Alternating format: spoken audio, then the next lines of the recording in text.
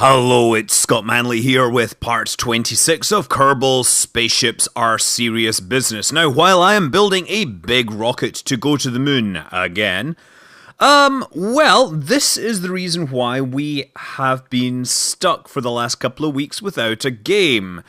You can see in the debug console, invalid parameter. Oh my goodness, things are going wrong. There is much wailing and gnashing of teeth. Cats and dogs sleep together and mass hysteria reigns. Basically, there was a bug and I needed to fix it. Anyway, much fixing and save file editing was done, and I eventually regained control of my Venus space probe. This is the first one, the one that does not have enough delta V to get into orbit. So, I decided, since I did have a second one which can get into orbit, that I would, instead of going over the polar approach, I would swing it past Venus and let it kind of fly off into space, and maybe I could get further gravity assist. I wasn't quite sure what I wanted to do with it. I didn't want it kicked out of the plane. So, we are, of course, a long way from Earth at this point. This means we need to use the flight computer because of the delay, the signal delay that we get. So I use the in-flight computer to point at the maneuver node. I then tell it to execute the planned maneuver. And then I just watch time run forwards. This is going to be a 43 meter per second burn. And you can also see it says things like cancelling and command. I was probably clicking some button or other. And yeah, you can see that it's a 1 minute 21 second delay from this location. But the maneuver computer kicks in, the flight computer does the maneuver. This is not mechanical jet, this is something which comes with remote tech. It's designed to perform very simple maneuvers on command. Anyway, it's not quite as precise as I would like. So after obviously letting these commands run through the system, you see that it has 0.2 meters per second of delta V left over, and that means that my approach to the surface of Venus isn't quite as close as I would like. So I decide to make a further correction a little closer to Venus, where the accuracy is less important. And so what I'm doing is, the closer I am to Venus, the less accurate the burn needs to be.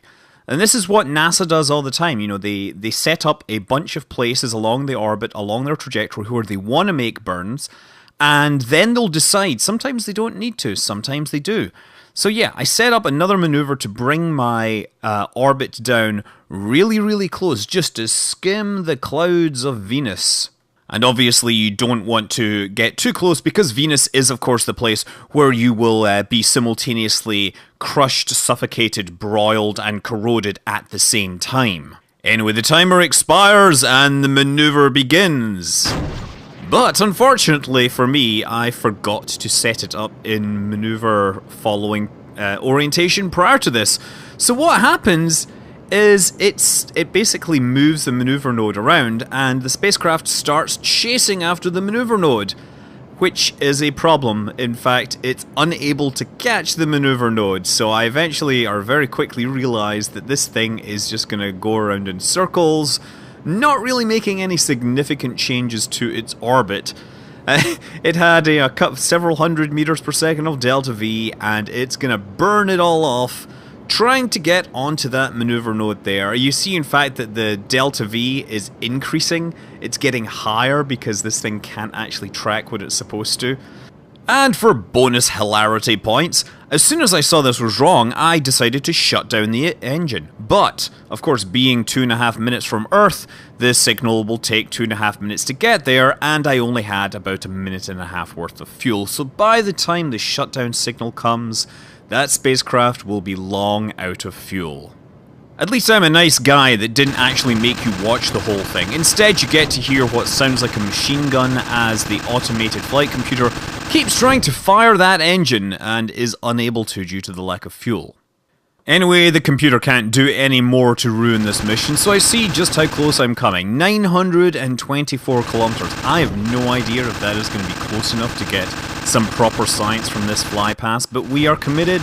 We cannot change this, and we are effectively stranded, but we are not dead yet, as indeed the spacecraft flies into the sphere of influence of Venus. It sends out a signal saying, "I'm not dead yet!"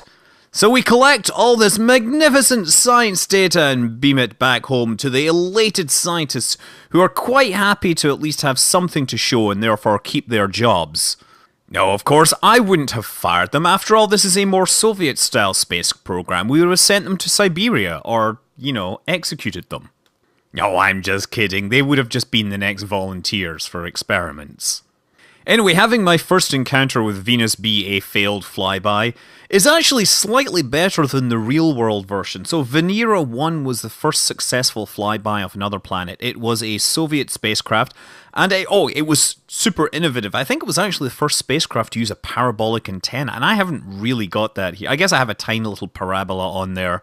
Venera 1 was the first spacecraft to perform mid-course course corrections, and it flew within 100,000 kilometers of Venus, but unfortunately they lost contact with it, probably due to, or it's believed because of damage to its sun sensor that would be used to orient it. They didn't get as close as I did, so I'm quite happy to be getting this close to the planet. And of course, still, while we're in high space, we can get gravitational readings, biome-specific gravity readings. And yeah, we're just kind of moving through space here, waiting for an encounter. Obviously, everyone's at home, holding their breath, or not at home. They're not. If they were at home when they should have been in the mission control, they should have been fired. Oh no, wait, we don't fire people. No, if you're not in mission control being super excited about a spacecraft going to Venus, then you will be the first person to visit Venus. Anyway, their first spacecraft to actually return scientific data from Venus was Mariner 2. Mariner 1, incidentally, it exploded on launch, but of course, back in those days, they would build 2 copies of the spacecraft because, hey, 50-50 chance. It's nice if you can get 2 of them into space, like Voyager 1 and 2. But yeah, Mariner 2 flew past Venus and provided all sorts of details. I think it flew within about 30,000 kilometers. And again, I'm doing way better than that. We drop within 2,000 kilometers and finally we get near Venus science. We get all the sciences from all the instruments. We get the thermometer, the seismometer, micrometeor detector. We get the gravity detector. We get the pressure barometer, which is of course 0 because we're in space, but it's good science nevertheless. And of course, radiation and spacecraft telemetry and everything else. It is truly a glorious moment for our space program. But without any fuel to change its course, it is doomed to fly past the planet, get but a small glimpse of what could be, and then return ultimately to the depths of space, where it is unlikely to ever come close to any other planet ever again for any long amount of time. Also, at some point it would be really nice if I could actually get the visualization or the visuals enhancement running on this with clouds and everything. That is something I would like to have. But yeah, in real life, obviously the Soviets and the Americans both sent plenty of spacecraft to Venus because it is the easiest target to get to. But having been beaten there, the Soviets were the ones that decided, let's land in the most hellish place in the inner solar system. Well, the most hellish place other than the sun, but you're not going to be landing on the sun, are you? Unless you go at night. I'm pretty sure the other space agencies have decided to cede that particular record to North Korea, right? But yeah, Venera 3 was supposed to land on Venus. Unfortunately, they lost contact with it, so it may have landed on Venus, but it certainly never returned any data. Venera 4, it re-entered and it started returning data and it floated down on a parachute until it was eventually destroyed.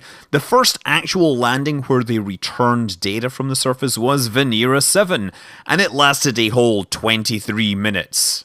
And as Venus fades into the distance, we turn our sights to look at the science meter which is deployed in mission control that shows us all the science we've got. And we have a veritable bounty of science, 620 sciences, which we spend on specialized construction, which should actually help with improving our tanks, and it should help also letting us have bigger tanks and things like that.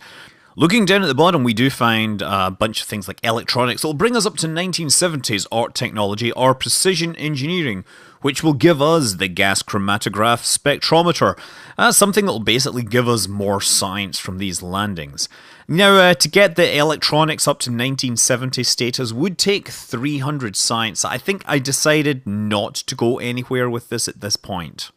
And instead, while my engineers continue to beaver away on the next big rocket, we go back out to the Venus device 2, which has also had a lot of save file editing going on to stop it completely ruining my game. You notice I have the debug console up just to make sure that it works, and this time I breathe a sigh of relief and punch the air in victory as I realize that I am in fact going to be able to put this thing into orbit. Hallelujah! Praise the goddess of love that is Venus. Now, as before, I perform many meticulous manipulations of the maneuver node to bring my spacecraft onto a very, very, very close flyby, carefully tweaking those maneuver node values, trying to skim past planet Venus close enough that we will maximize the Oberth effect and thereby let myself get captured.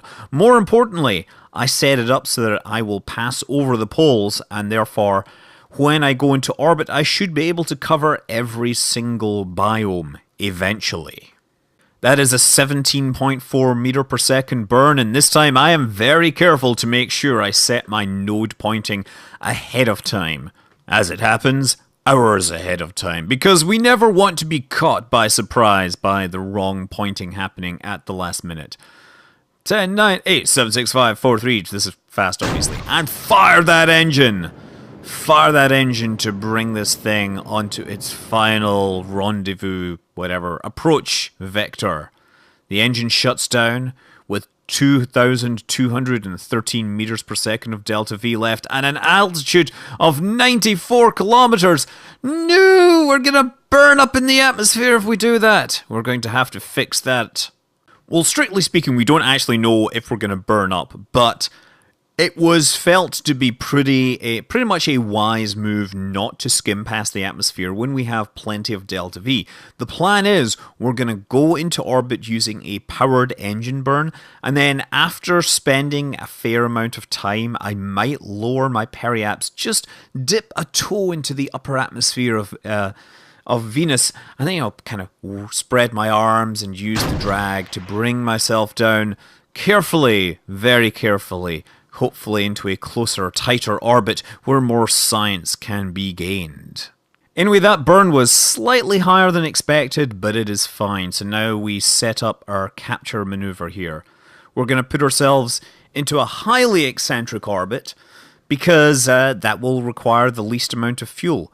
You see that we're only using 1,500 meters per second. That should leave us with about 700 meters per second to perform further manipulation of the orbit when the time comes. But that time is still days away. You can see Venus there sitting above the sun because we're coming in from below the ecliptic. We're going to fly up underneath it over its poles and zip past, fire our engine to slow ourselves down, and oh, then we will absorb all the science it has to offer. We will practically bathe in the science that it is offering us. It will be like having a bath with the goddess of love herself. But in fact, it'll be more like having a number going up and making me feel better about my progress in this game. Come to think of it, actually, having a bath with Venus seems like a really bad idea given the amount of sulfuric and phosphoric acid involved in the Venusian atmosphere. Actually, having a bath with Venus sounds like a really bad idea given the amount of acids and stuff in the atmosphere of Venus. I mean, this is it, if you're going to try and land a space probe on Venus, it's really easy to get it to slow down and land. The hard part is that the atmospheric pressure is like being 800 meters underwater. The temperatures are hot enough to melt lead, there's acid there, and the winds are pretty bad as well. But there are people still planning to make landers for Venus. The last time a lander went to Venus was the Vega spacecraft. Those weren't really landers, they were balloons that floated around in the upper atmosphere. But both NASA and Roscosmos have plans for Venus landers, which should last a whole lot longer. Anyway, the Venus Device 2 will spend a great deal of time in the loving embrace of Venus's gravity. It is performing its deceleration maneuver as the flight computer has told it to, I guess.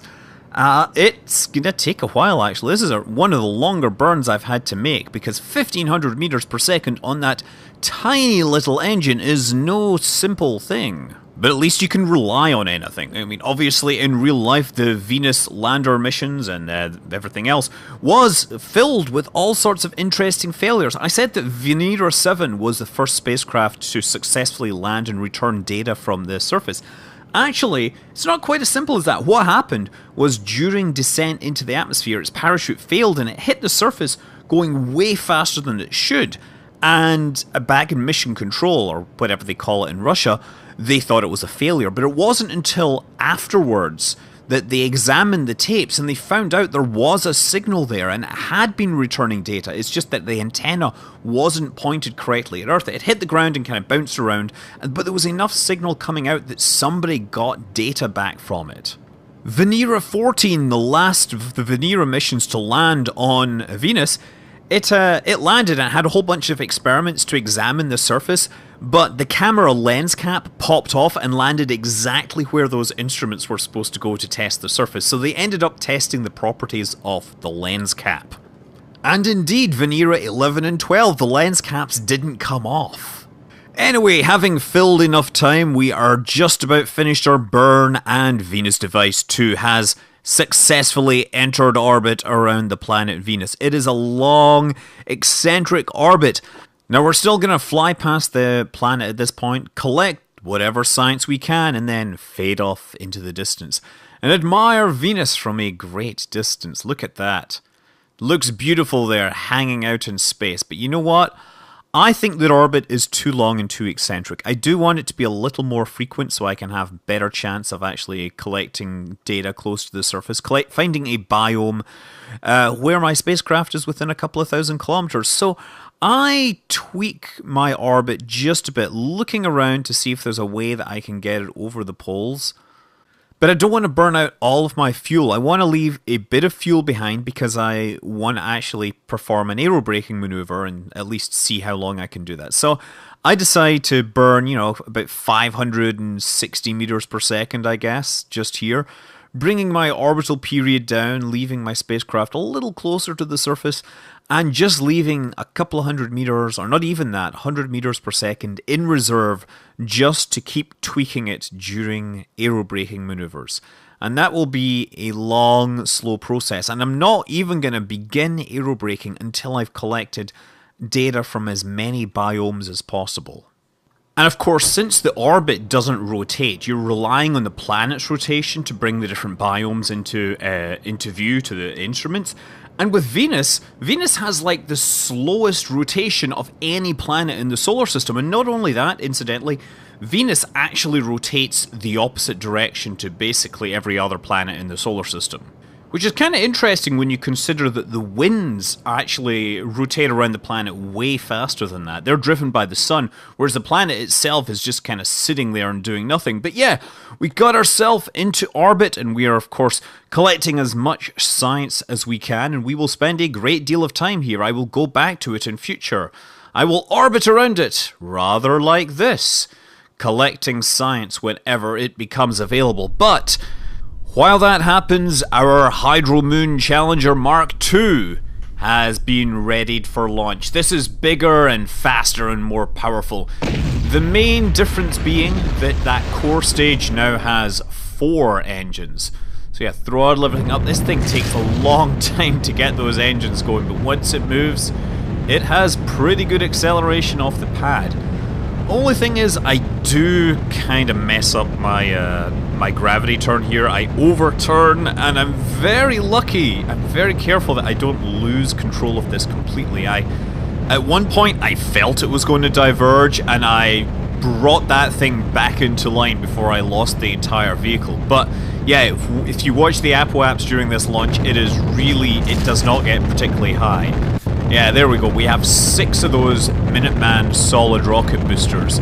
We have a pair of those proton boosters, and then of course we have a ton of those, well, we have 6 of those hydrogen-fueled rockets. We have a couple on boosters on the side, and we have a single core stage with a ton of fuel. Actually, not literally a ton, that's a metaphorical ton. Lots and lots and lots of tons of fuel. Lots of elephants of fuel. Have you seen that video? Yes. Look, it's a lot of fuel in this thing, and this will take Tatiana to the moon, and she will stay there for 2 weeks. But we'll see that in the next episode. Until then, I'm Scott Manley. Fly safe.